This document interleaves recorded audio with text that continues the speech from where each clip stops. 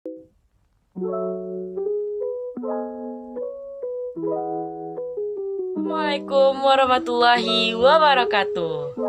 Halo teman-teman semua, perkenalkan saya Edival Azana dengan NIM 20129265. Pada video kali ini saya akan membahas materi tentang sistem rangka.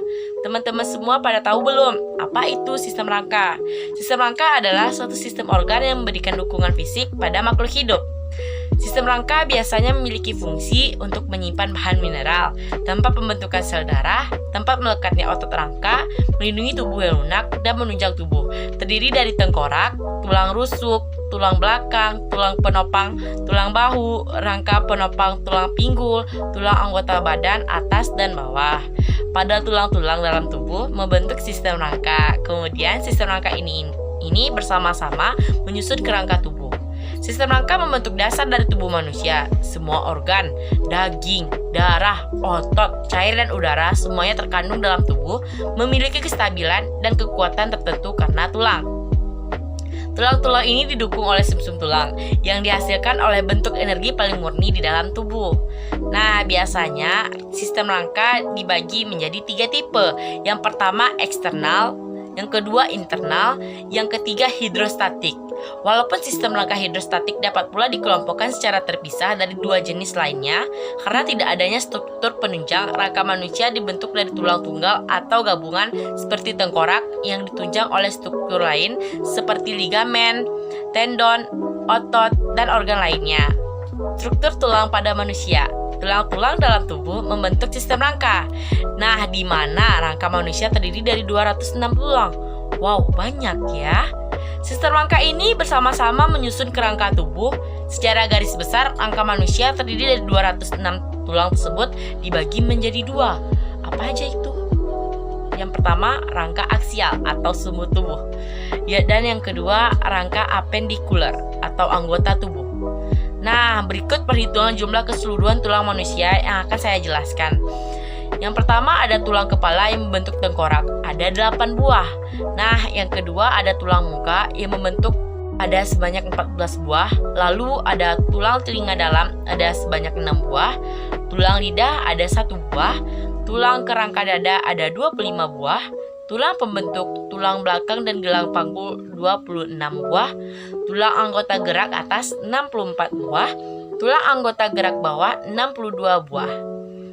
Nah, periosteum, pada lapisan pertama kita akan bertemu dengan yang namanya periosteum. Periosteum apa itu, Kak? Periosteum merupakan selaput luar tulang yang tipis. Periosteum mengandung osteoblast atau sel pembentuk jaringan tulang, jaringan ikat dan pembuluh darah. Periosteum merupakan tempat melekatnya otot-otot rangka atau skelet ke tulang dan berperan memberikan nutrisi, pertumbuhan, dan reparasi tulang. Lanjut ke materinya. Tulang kompak atau kompak bone. Nah, apa itu? Pada lapisan kedua ini kita akan bertemu dengan tulang kompak. Kayak mana ya bentuknya? Tulang ini teksturnya halus dan sangat kuat. Tulang kompak memiliki sedikit rongga dan lebih banyak mengandung kapur, kalsium fosfat, dan kalsium karbonat, sehingga tulang menjadi padat dan kuat. Kandungan tulang manusia dewasa lebih banyak mengandung kapur dibandingkan dengan anak-anak maupun bayi. Kenapa bisa begitu, Kak? Nah, bayi dan anak-anak memiliki tulang yang lebih banyak mengandung serat-serat sehingga lebih lentur. Tulang kompak paling banyak ditemui pada tulang kaki dan tulang tangan. Lanjut, tulang spongiosa atau spongy bone. Pada lapisan ketiga ada yang disebut lapisan spongiosa. Sesuai dengan namanya, tulang spongiosa memiliki banyak rongga. Rongga tersebut diisi oleh sumsum tulang merah yang dapat memproduksi sel-sel darah. Tulang spongiosa terdiri dari kisi-kisi tipis tulang yang disebut trabekula. Oke, tulang spongiosa terdiri dari apa? Dari kisi-kisi tipis tulang yang disebut trabekula. Maaf tadi salah penyebutan. Lanjut, sumsum tulang, yaitu bone marrow. Lapisan terakhir yang kita temukan dan yang paling dalam adalah sumsum tulang. Sumsum tulang wujudnya seperti jeli yang kental. Sumsum tulang dilindungi oleh tulang spongiosa seperti yang telah dijelaskan di bagian tulang spongiosa. Sumsum tulang berperan penting dalam tubuh kita karena berfungsi memproduksi sel-sel darah yang ada dalam tubuh. Nah, sekian materi yang saya sampaikan. Nanti akan dilanjutkan oleh teman saya, yaitu Asyifa Ramadhani. Terima kasih telah menonton videonya. Semoga bermanfaat. Dadah. Oke teman-teman, saya Asyifa Ramadhani dengan NIM 2012-9015 akan melanjutkan penyampaian materi dari teman saya tadi, yaitu Edifa Elzana. Di sini saya akan menyampaikan tentang jenis-jenis sendi. Sendi ini juga termasuk ke dalam sistem rangka manusia. Hubungan antar tulang atau disebut artikulasi adalah pengertian dari sendi. Jadi hubungan antar tulang ini dapat memungkinkan terjadinya suatu gerakan. Berdasarkan tidak dapat digerakkannya hubungan antar tulang, dibedakan atas yang pertama diartrosis, yang kedua amfiartrosis, dan yang ketiga sinartrosis. Diartrosis adalah hubungan antar tulang yang dapat digerakkan, dan amfiartrosis yaitu hubungan antar tulang yang gerakannya terbatas. Dan yang ketiga sinartrosis yaitu hubungan antar tulang yang tidak dapat digerakkan sama sekali. Dan berdasarkan arah geraknya, diartrosis terdiri dari 5 macam, yaitu yang pertama adalah sendi peluru. Sendi peluru ini dapat digerakkan ke segala arah. Dan contoh dari sendi peluru ini adalah hubungan antara tulang paha dan tulang pinggul. Dan yang kedua, sendi engsel. Sendi engsel ini memungkinkan terjadinya gerakan 2 arah. Contohnya terdapat pada antar tulang pada siku dan ruas jari serta lutut. Dan yang ketiga yaitu sendi putar. Sendi putar ini memungkinkan gerakan memutar. Contohnya terdapat pada tulang atlas dan tulang tengkorak. Dan yang selanjutnya itu sendi pelana. Sendi pelana terjadi karena adanya hubungan 2 tulang. Seperti tulang yang satu dapat bergerak 2 arah seperti orang naik pelana. Contohnya hubungan antara tulang telapak tangan dengan tulang ibu jari. Yang selanjutnya adalah sendi geser. Sendi geser ini memungkinkan terjadinya gerakan bergeser, guys. Contohnya, persendian yang terdapat pada tulang-tulang pergelangan tangan, ruas tulang belakang. Selanjutnya adalah materi tentang kelainan pada tulang.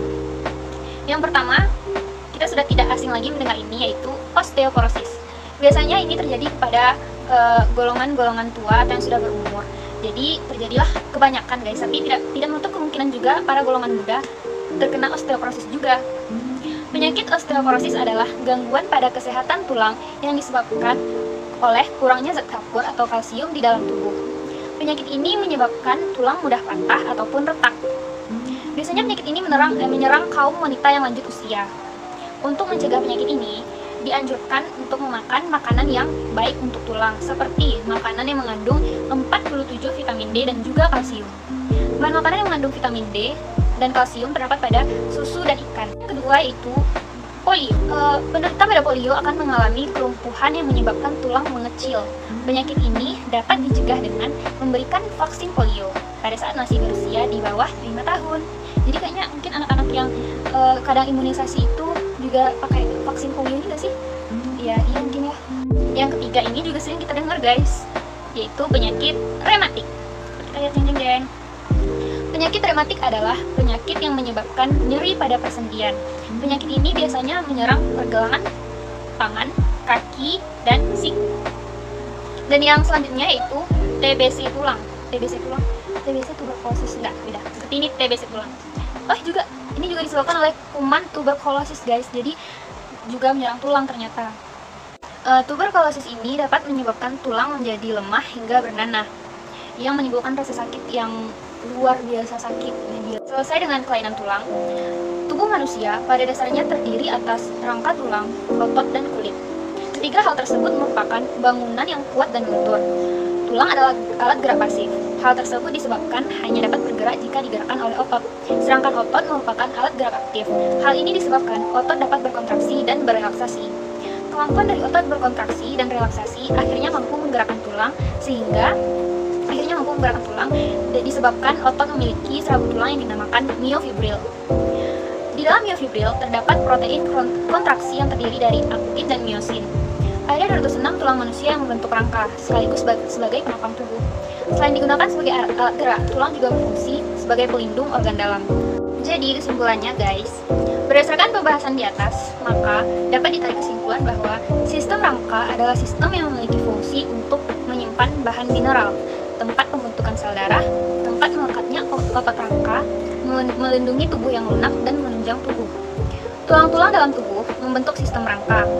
Rangka manusia terdiri dari 206 tulang. Berdasarkan dapat atau tidaknya digerakkan hubungan antar tulang dibedakan atas diartrosis, amfiartrosis, dan sinartrosis. Tulang dapat mengalami kelainan atau penyakit antaranya osteoporosis, polio, rematik, dan lain-lain. Sistem rangka memiliki hubungan dengan sistem otot, di mana rangka hanya dapat digerakkan oleh otot karena otot dapat berkontraksi dan berelaksasi. Jadi itulah sedikit rangkuman dari penyampaian materi dari yang saya sampaikan tadi. Apabila ada salah dan kesalahan, saya mohon maaf. Assalamualaikum warahmatullahi wabarakatuh. Assalamualaikum warahmatullahi wabarakatuh. Halo adik-adik, bertemu lagi sama kakak. Bentar, kok kayak ada yang ketinggalan ya? Bener, kakak ingat sama pepatah, tak kenal maka tak sayang. Jadi, perkenalkan, nama kakak Raudatul Jamila, bisa dipanggil Kak Mila atau kakak cantik juga boleh kok. Nah, sebelum kita mulai pembelajaran kita kali ini, kakak pengen tanya sama adik-adik. Kalau adik-adik dengar kata sistem pencernaan manusia, apa sih yang terlintas di kepala adik-adik? Makan kak, minum kak. Nah, bisa jadi. Dan adik-adik pasti juga pernah dinasehati sama orang tua kayak gini. Nah, kalau makan itu pelan-pelan ya, nanti keselak loh, dan gak bagus untuk pencernaan kita. Ternyata itu ada benernya loh adik-adik. Nah, biar gak penasaran dan bisa lebih paham, kakak akan menjelaskan tentang sistem pencernaan manusia. Nah, sistem pencernaan manusia terjadi melalui dua proses. Yang pertama yaitu secara mekanik, yaitu proses mengunyah makanan dan menekan makanan tersebut sampai cukup halus atau misalnya seperti bubur. Nah, proses pencernaan secara mekanik ini terjadi di mulut kita. Yang kedua yaitu secara kimiawi, yaitu proses pencernaan makanan melalui bantuan enzim yang akan menghancurkan ikatan-ikatan senyawa kompleks yang ada pada makanan tersebut. Nah, enzim-enzim ini terdapat di organ-organ pencernaan manusia. Jadi, agar lebih paham, kakak akan menjelaskan tentang organ-organ pencernaan manusia. Yang pertama yaitu mulut. Mulut merupakan sistem pencernaan manusia yang akan melakukan pencernaan makanan paling awal. Di mulut terdapat gigi, lidah yang akan membantu menghancurkan makanan secara mekanik. Setelah makanan tersebut mulai halus, maka akan timbul dorongan untuk menelan makanan tersebut. Nah, proses menelan ini merupakan tahapan kedua dari pencernaan makanan. Proses ini dinamakan dengan propulsi. Pada proses propulsi, makanan yang sudah hancur secara mekanik di mulut akan didorong lebih dalam di saluran pencernaan. Nah, contohnya kayak gini. Misalnya adik-adik makan roti. Ketika adik-adik mengunyah makanan dan makanan tersebut sudah mulai halus, maka pasti adik-adik akan menelannya kan? Nah, proses menelan tersebut dinamakan dengan propulsi. Oke, yang kedua yaitu kerongkongan atau esofagus. Saat menelan makanan, secara tidak sadar, kita akan terjadi gerakan peristaltik yang dilakukan oleh otot-otot saluran pencernaan. Pada gerakan peristaltik, otot-otot saluran pencernaan akan bergerak secara bergantian untuk mendorong makanan ke tujuan berikutnya di saluran pencernaan. Pada gerakan peristaltik, otot-otot saluran pencernaan akan bergerak secara bergantian dan gerakan peristaltik ini sangat kuat dan mampu melawan gaya gravitasi loh. Jadi, hal ini memungkinkan kita untuk tetap bisa menelan makanan sambil bergelantungan di atap. Ini ini contoh loh ya, tidak boleh ditiru. Nah, lanjut yang ketiga yaitu lambung atau ventriculus.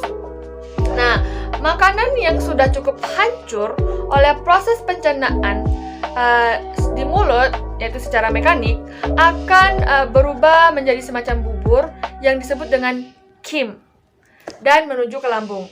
Berbicara tentang lambung, adik-adik pasti sering mendengar tentang asam lambung. Makanan yang akan dicerna secara kimiawi jadi bentuk yang lebih sederhana. Tapi, ternyata di lambung itu juga terjadi pencernaan secara mekanik loh. Lambung adalah bagian paling elastis di seluruh saluran pencernaan dan mampu menampung 2-4 liter makanan loh adik-adik. Cukup besar ya. Nah, proses pencernaan makanan tersebut tidak cuma ditampung dan menunggu asam lambung bekerja, tapi juga digiling dan dihancurkan oleh dinding lambung yang aktif bergerak. Dinding lambung terbuat dari struktur yang mirip dengan bagian saluran pencernaan lainnya, ditambah dengan beberapa modifikasi yang hanya ditemukan di lambung. Nah, jadi jika adik-adik telat makan atau makannya tidak teratur, maka itu akan menyebabkan lambung adik-adik terluka. Kenapa begitu sih, Kak? Nah, karena dinding lambung tadi akan terus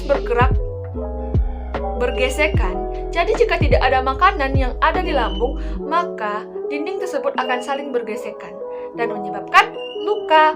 Jadi tidak boleh telat makan ya. Nah, yang selanjutnya yaitu usus halus atau intestinum. Nah, walaupun lambung sangat jago dalam menghancurkan zat-zat makanan, tetapi lambung tidak bisa menyerap zat-zat makanan, dan di usus haluslah zat-zat makanan tersebut diserap. Usus halus sendiri terdiri atas beberapa bagian. Yang pertama yaitu usus 12 jari. Lah, berarti ususnya ada jarinya dong, Kak? Wah, ususnya panjang sekali ya, Kak. Nah, bukan ususnya ada jari adik-adik, tetapi usus 12 jari itu merupakan panjangnya sepanjang 12 jari. Dan di usus 12 jari ini yaitu terjadi proses pencernaan secara kimiawi. Selanjutnya yaitu usus kosong. Nah, kok kosong sih, Kak? Nah, usus kosong ini merupakan tempat sebagian besar penyerapan zat-zat makanan terjadi. Yang selanjutnya yaitu usus absorpsi atau ileum. Di usus ini merupakan tempat penyerapan zat-zat khusus seperti vitamin. Di usus masih terjadi pencernaan lanjutan, baik secara mekanik lewat gerakan peristaltis maupun kimiawi dengan enzim-enzim yang ada di dalamnya. Oke, selanjutnya yaitu usus besar atau kolon. Nah, di usus besar terjadi penyerapan air dan pembusukan sisa makanan. Usus besar sendiri terdiri dari 3 bagian utama, yaitu kolon, rektum, dan anus. Nah, ukuran dari usus besar ini lebih pendek dari usus halus dan lebih besar dari usus halus. Ketika makanan masuk ke usus besar, sebagian besar nutrien yang bisa diserap oleh tubuh sebenarnya sudah diserap oleh usus halus. Dan fungsi utama dari usus besar ini adalah penyerapan sisa air yang ada di feses dan menyimpan feses tersebut sampai dia siap untuk keluar dari tubuh kita. Nah, feses apa sih, Kak? Nah, feses itu misalnya gini, adik-adik pengen BAB kan? Nah, yang adik-adik keluarkan ketika BAB itu namanya feses. Nah, selagi menunggu keluar, sebenarnya di usus besar juga terjadi proses pencernaan. Tetapi di usus besar, pencernaan bukan dilakukan oleh enzim-enzim, tapi dilakukan oleh bakteri-bakteri yang hidup di usus besar. Nah, bakteri-bakteri ini akan mencerna bagian kem atau feses yang nggak bisa dicerna oleh tubuh dengan menggunakan ribuan enzim yang bisa mereka buat sendiri. Proses ini akan menghasilkan vitamin-vitamin penting dan asam lemak yang masih bisa diserap oleh usus besar kita.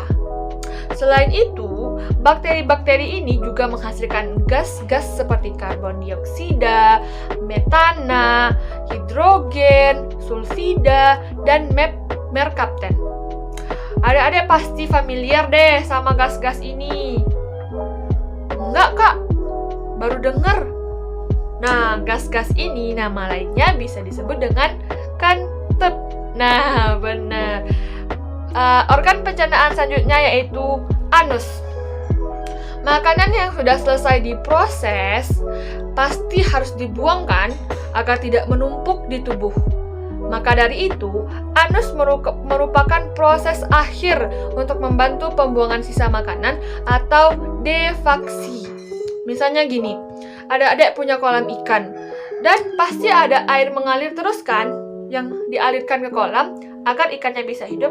Nah, kalau cuman ada air mengalir tapi tidak ada air keluar, maka kolam tersebut akan penuh tumpah dan ikannya keluar. Jadi, di kolam tersebut juga dibutuhkan pembuangan airnya agar tetap ikan bisa tetap ada di dalam, airnya tidak tumpah, dan tetap terjaga kebersihan airnya. Nah, jadi itulah pembahasan kita tentang sistem pencernaan dan organ-organ pencernaan. Semoga bisa membantu ya adik-adik. Sampai jumpa. Assalamualaikum.